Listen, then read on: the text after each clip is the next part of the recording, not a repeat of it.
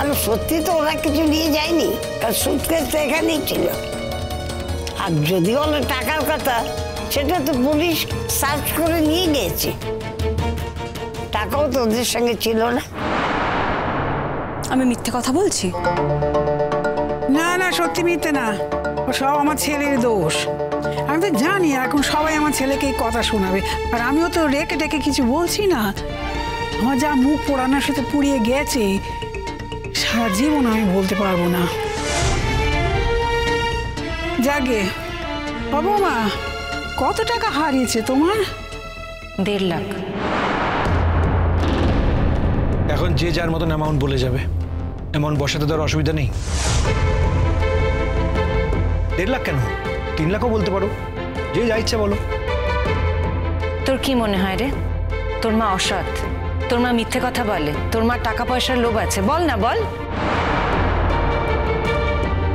মানে আমার ওপর তোর যে ধারণাটা ছিল সেটাও এই কদিনে নষ্ট হয়ে গেছে, তাই তো? বল, পরিষ্কার করে বল, শুনি। না তাহলে তুমি হঠাৎ মানে কালকে তো কিছু বললে না, আজকে কথাটা বলছো কেন? আর এতগুলো টাকা তুমি পাবে কোত্থেকে?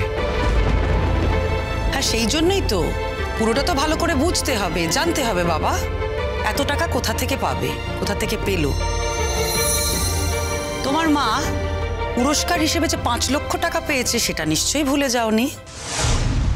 অদ্ভুত, 5 লাখ টাকা পেলে পুরো টাকাটাই তুলে নিয়ে চলে এলে। অতগুলো টাকাকে ওইভাবে আনে? তোমার কাছে কার্ড নেই? আমার কাছে কি আছে আর কি নেই সেই কৈফিয়ত আমি তোমার কাছে দিতে যাব না।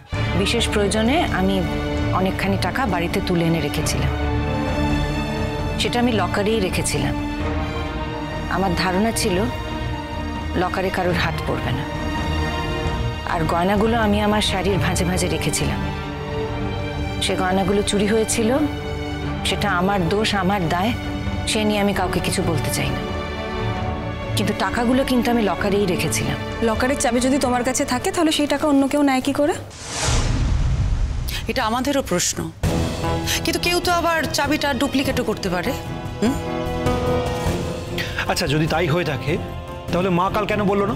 তোর কি মনে হচ্ছে এই টাকাগুলো পাওয়ার জন্য আমি এই কথাগুলো বলছি, ফোকটে কতগুলো টাকা আদায় করে নেব বলে?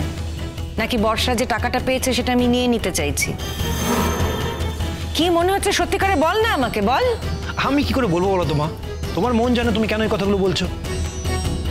শোন, খবরদার বলছি, চোখের সামনে এভাবে মাকে অপমান করছো, আমার গা কিন্তু জ্বলে যাচ্ছে।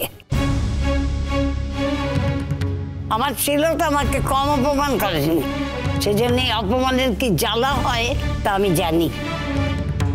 মাকে এভাবে কখনো অপমান করবি না। মার ছেলে না পড়া থাকবি না, তুই থাকছিসই না আসলে, তাই বলে অপমান করার কোনো অধিকার নেই। বড় ঠাম্মি, তুমি না বড্ড বেশি কথা বলো, ভুলে যেও না তুমি আমাদের বাড়িতে কিন্তু অতিথি। বুবলাই, বড় ঠাম্মি যদি কারোর অতিথি হয়ে থাকেন তাহলে উনি আমার অতিথি, কিন্তু আমি ওনাকে অতিথি বলে মনে করি না। উনি আমার নিজের লোক, আর যে নিজের লোক হয় সে কখনো বাড়ির অতিথি হয় না। যেন বড় ঠাম্মিকে কিছু বলার আগে 10 বার ভেবে চিন্তে কথা বলো। চিরসখা সোম থেকে রবি প্রতিদিন রাত 9টায় স্টার জলসায় ও জিও হটস্টারে।